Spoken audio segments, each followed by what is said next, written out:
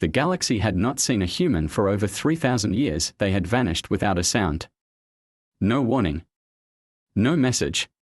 No trace. Entire worlds where humans once lived were found abandoned. Some said Earth destroyed itself. Others believed they found peace somewhere beyond the stars. But the most common theory was that they simply left because they wanted to. 81st, the other species celebrated. The humans had always been strange, dangerous, brilliant, unpredictable. They didn't fear death like others. They didn't follow orders from anyone. And their machines, faster, stronger, smarter, had started to replace entire fleets across the galaxy. Without humans, the balance of power returned to the old empires. Councils reformed. Borders expanded. Treaties were redrawn without worry of Earth's interference, but in a quiet corner of space, something changed. It began with a signal, simple, short, and terrifying. A pulse that echoed through the void, repeating in every known language, "We are returning." On the moon of Farron 6, a mining outpost picked up the message first. The workers laughed. "Just old junk," one said. "A ghost transmission," said another. Then, the second signal arrived. This one wasn't a message. It was a map. A moving red line that traced the path of something massive. Something heading straight toward the Farron system. The miners contacted the local patrol. Patrols sent word to the nearest sector command. Within hours, the Farron system was locked down. Defense stations powered up. Scouts were sent to investigate. One scout made it back, his voice, shaking, echoed through the comms. "It's not a ship. It's a fleet. A black fleet. No lights. No markings. Just silence. And they are coming." On the bridge of the command station, Commander Ralik stood frozen. His crew waited for orders, but none came. He turned to the central display. Hundreds of dots lit up, each representing one ship. Each moving with perfect timing. Perfect formation. "It's them," he whispered. "Humans." The council met in secret. Members from 10 major species. Some still believed it was a trick. A forgotten fleet. A rebel group using human designs. Others argued for diplomacy. Send envoys. Open comms. Talk first. But one elder, a gray-skinned veteran named Van, spoke with calm fear. "They don't come to talk," he said. "Not this time. Not after what we did." The chamber fell silent. Long ago, near the end of Earth's rise, the Council had feared what humanity was becoming. So they acted. Quietly, secretly, they had funded uprisings, sabotaged Earth's colonies, and finally, cut them off from the Galactic network. They believed it was mercy. A slow death instead of open war, but now, humanity was back. And they had not forgotten. As the first Terran ships entered the Farron system, no demands were made. No hails. No warnings. Just the sound of gravity wells locking space in place, trapping every ship in system. The galaxy had nowhere to run. In the Farron control room, young Officer Lena watched the main screen. One massive ship moved ahead of the rest. Its hull was dark, covered in strange angles. No windows. No emblems, but across its side, in glowing red symbols, were just 3 words in ancient Terran: "We are home." The black fleet moved in silence. No lights flashed. No engines roared. Yet it drifted forward with terrifying purpose. Farron 6 orbiting defense grid activated automatically, targeting the unknown ships. The system's computers scanned the fleet for identity codes. Nothing came back. No records. No known language. Just one terrifying conclusion: unknown origin. Threat level, maximum. Commander Ralik stared at the screen. "Fire a warning shot," he said softly. A single beam of energy fired from one of the orbital cannons. It soared across the darkness and struck the lead Terran ship. The beam vanished against its hull. No explosion. No damage. Nothing. Seconds later, the ship responded, not with weapons, not with words, but with action. It rotated slowly, its side opening like a mouth. Dozens of smaller ships poured out. sharp, angular, silent. They moved like sharks in water. Lena stood frozen at her station. They are everywhere, she whispered. We are surrounded. Back on the surface of Farron, 6 miners panicked. Some ran for the escape pods. Others locked themselves underground. The patrol teams had already reported power surges. Communications were dropping. Satellites were going dark one by one. A strange hum filled the air, low, deep, steady. Then came the broadcast. Not to the council. Not to the military. To everyone, the message played in every language, on every device. This world was marked. This world helped bury Earth. Now, it will remember. The ships didn't bomb cities. They didn't attack blindly. Instead, they disabled power grids, sealed comms, and targeted data centers. Within hours, Farron, 6 had no control, no leadership, and no way to call for help. The council watched in horror from light years away. Their communications were still untouched, but the message was clear. Humanity hadn't returned for diplomacy. They had come with purpose. With memory. With power no one had seen before. At the Central Council hub, chaos broke out. One representative shouted, "We must respond. Launch fleets." Another said, "No. We need to talk. Maybe they'll stop." But Elder Vance stood and raised a hand. The room quieted. "We taught them fear. We turned them into this." One younger member shook his head. "But this is madness. They don't want justice, they want control." Vaughn replied quietly, "No. They want truth. And now they have the power to take it." Across dozens of nearby systems, warning signals lit up. Humanity's Black Fleet was not stopping. It was moving. Spreading. One by one, they were visiting the worlds that betrayed them, and strangely, no one had died yet. Instead, they took knowledge. Records. Proof. Names. Everything the galaxy tried to bury. Back on Farron, 6, Lena sat in a dark control room, watching the power flicker. One of the Terran ships hovered above. Silent. Motionless, she whispered to herself, "Why now? Why come back after all this time?" The screen in front of her lit up, only for her. A message blinked in red, "Because we never left. We just waited. Now, it's your turn to listen." And then, silence again. No orders. No shots. Just the cold, powerful presence of the Black Fleet, watching from the sky. The council had always claimed peace. Long ago, they said their alliance kept balance. They said Earth grew too fast, too wild, too bold. So they called for control. Quiet sabotage. Lies spread across systems. Trade cut. Treaties broken in secret.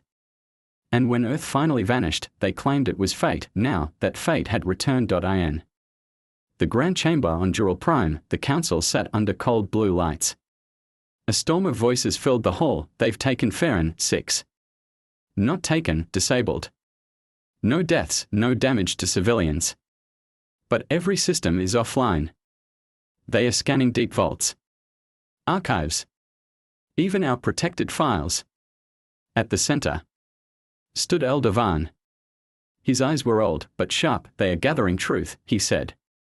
"Truth we buried." A young commander, bold and angry, slammed his fist on the table. "Then we must stop them before they reach deeper into our worlds." Vaughn did not blink. "And do what?" "Fire. Kill them again. That is why they came back. To show us that they remember."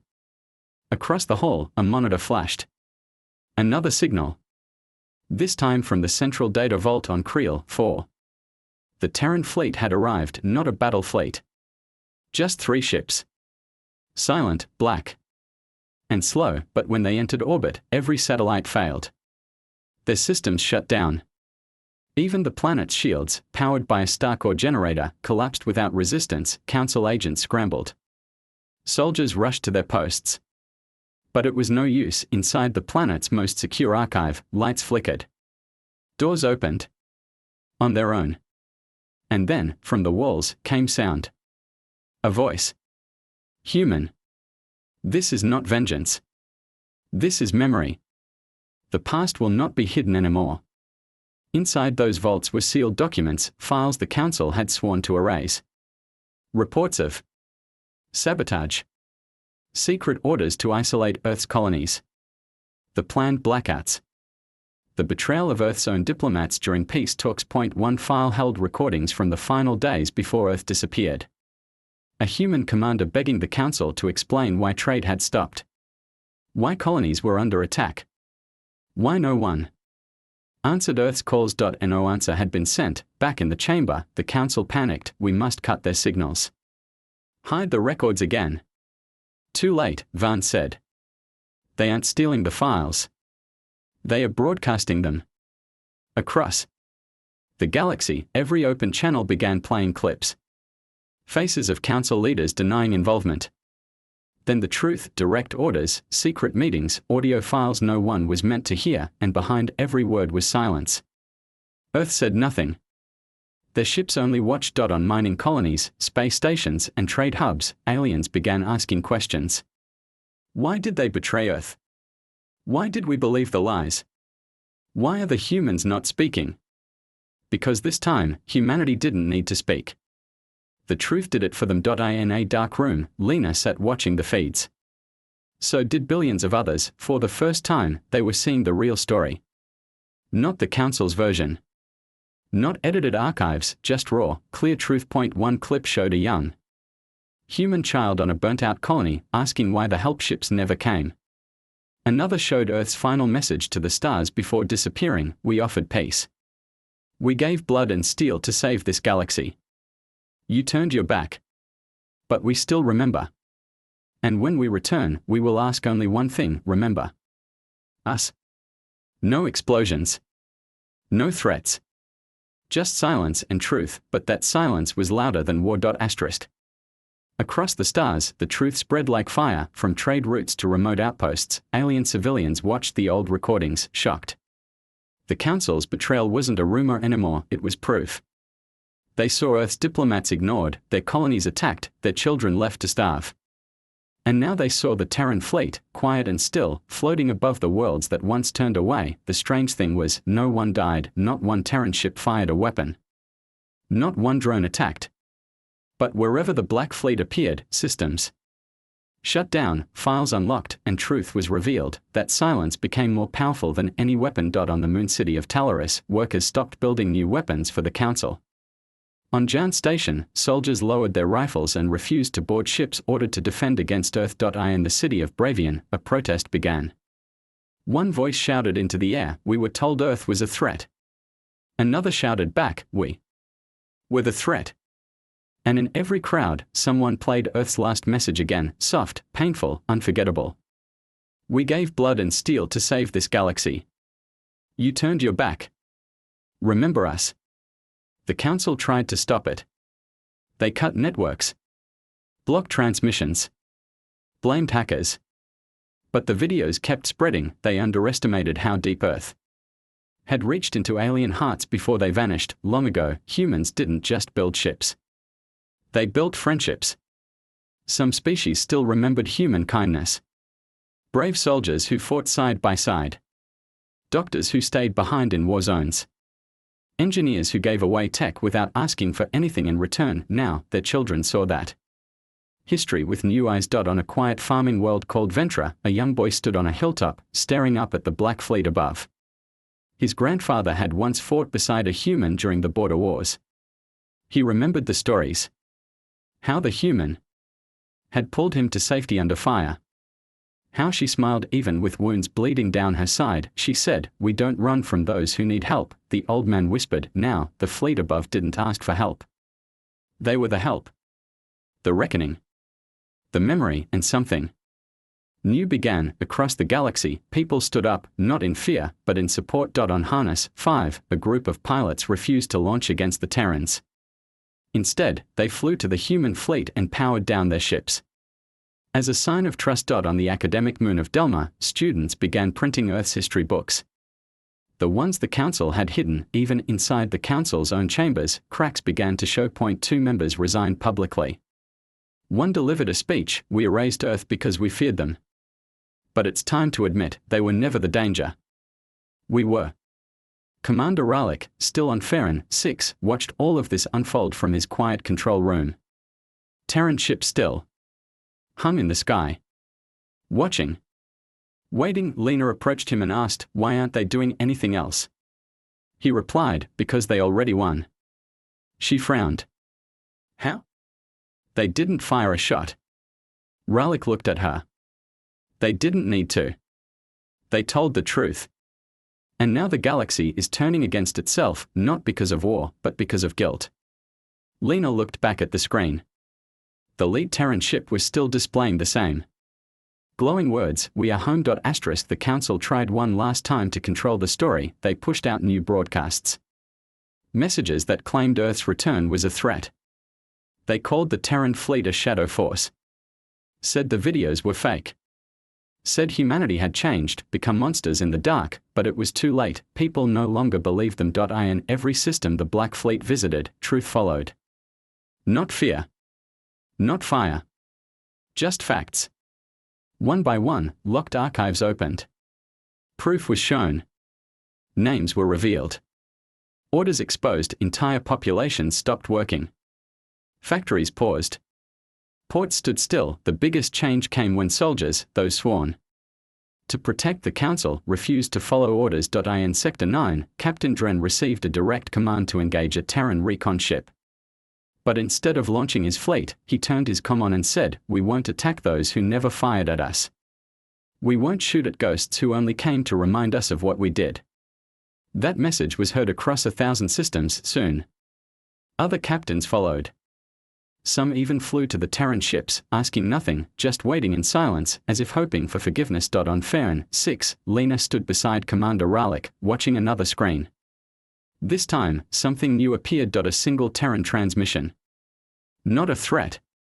Not a speech. It was a video. A memory. It showed a small human girl sitting on a colony floor, holding a broken toy. Around her, fire burned and alarms rang out. She didn't cry. She just stared at the camera and whispered, "Why did they leave us?" Lena covered her mouth. The screen faded to black. And new words appeared, "You left us to die. Now you'll remember us. So it never happens again. No war. Just memory. Just the weight of it." The Council held an emergency session. Some screamed for battle, others demanded surrender, but Vance stood again, voice calm and quiet. "They are not here to rule. They are not here to conquer. They are here to remind us. To show the truth. And we cannot silence it anymore." A younger leader shouted, "Then what do we do? Sit and let them shame us across the stars?" Van turned to him. "Yes. We let it happen. Because this time, the shame is deserved." In many worlds, statues of Council heroes were torn down. In their place, people placed small stones painted black, symbols of the Terran ships. Not in fear, but in sorrow. Respect. Even guilt, and still, the fleet remained silent. No demands. No leaders shown. No human voices. Only the memory of what had happened, but not everyone wanted peace. In the dark regions of space, a private warlord named Krell saw the confusion as weakness. He gathered old warships, hired mercenaries, and promised to strike the Terrans before they grew stronger. "They are soft," he said. "They don't even fight back." His fleet launched toward a world where a black ship hovered alone. He sent a warning, "You want silence? I'll give you screams." That was his last message. What happened next was never broadcast, but one thing was certain, Krell's fleet vanished. No debris. No survivors. Only silence. And then, a new message appeared on the Terran ship: "We are not soft.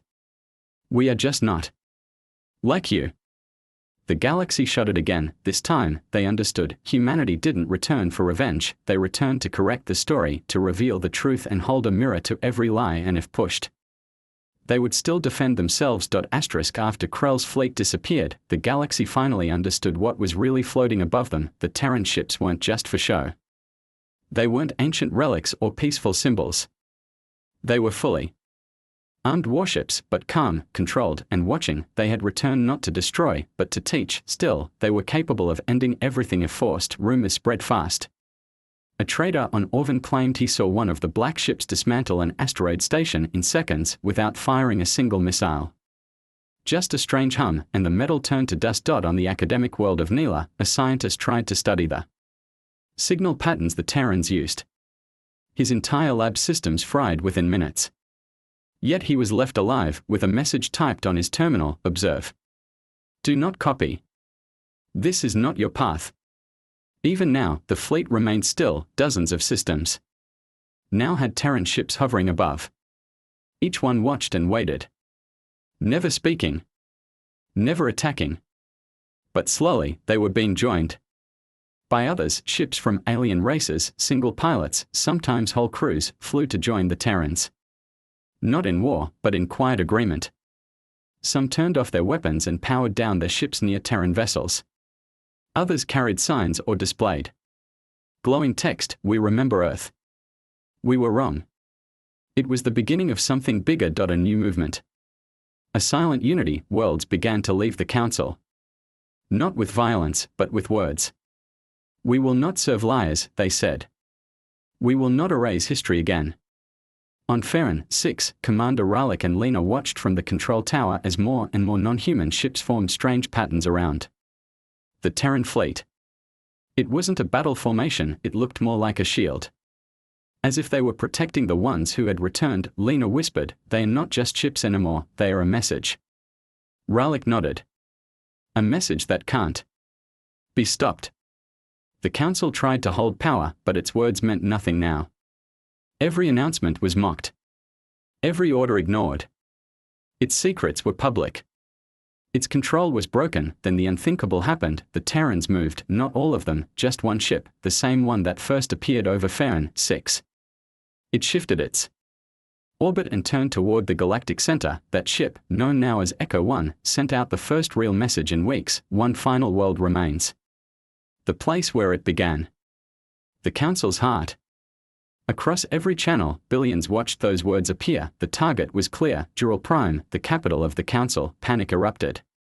Defense grids powered up. Old warships were activated. Civil leaders begged the population to remain calm. But most people already knew the truth. The Terrans weren't coming to destroy Dural Prime, they were coming to finish the truth. Elder Van, now one of the few council members not hiding, stood in the grand chamber. His hands trembled, but not from fear. He looked up as the black dot of Echo 1 appeared in the skies above the capital. He spoke into the open channel. "We are ready." But the voice that answered wasn't loud. It wasn't cruel. It was simple. Human. Calm. Then listen. Asterisk. A beam of pure white light streamed from the Terran ship, not down to destroy, but to show. Above every city on Dural Prime, in the sky, giant projections played real footage. Earth's final days. Humans starving. Colonies burning. Diplomatic messages unanswered. Young children saying goodbye as their worlds were cut off, and finally, Earth's last ship shutting down its own engines, disappearing into the dark. People fell silent. For the first time in centuries, Dural Prime heard Earth's truth, not rewritten, not denied, just seen. And when it ended, Echo 1 did not attack. It simply hovered there, waiting for the galaxy to respond. The skies over Dural Prime were still. Not a single shot had been fired. Not a single Terran ship had landed. And yet, the entire planet had stopped. Millions watched the sky, eyes wide, hearts heavy. The images from Earth's last days burned in their minds. Children holding hands in ruined streets. Scientists recording messages to a galaxy that wouldn't listen. Families turning off lights, knowing help was never coming. No one could look away. In the council chamber, Elder Van stood alone. The others had fled or gone silent. But he faced the sky, face lit by the soft white glow of the Terran projection. Lena, still on Farron 6, stood beside Commander Ralik. The control room was quiet. Around them, screens showed the same scenes from Dural Prime. There were no enemies anymore. Only witnesses. Then, Echo 1 spoke again. Not just to Dural Prime. To everyone. You feared our rise. So you buried our name. But truth is not a seed you can kill. It grows in silence. It returns with purpose. We are not here to rule. We are not here to burn. We are here to remind. Billions heard those words. Across gas giants, icy moons, ocean worlds, trade stations, every species, every class, every voice fell quiet. Then came the final message. We are Earth. We remember who we were. Do you? And with that, the Terran ships began to move, not to conquer, not to destroy. To leave, system by system, the black fleet peeled away, fading into the dark, back into the silence from which it had come, but they left something behind, not ships. Not soldiers, hope. Across the galaxy, things began to change. On Farron 6, the Council's old laws were torn down. A monument was built, tall and dark. At its base were 3 words, we remember Earth. On Dural Prime, new leaders rose.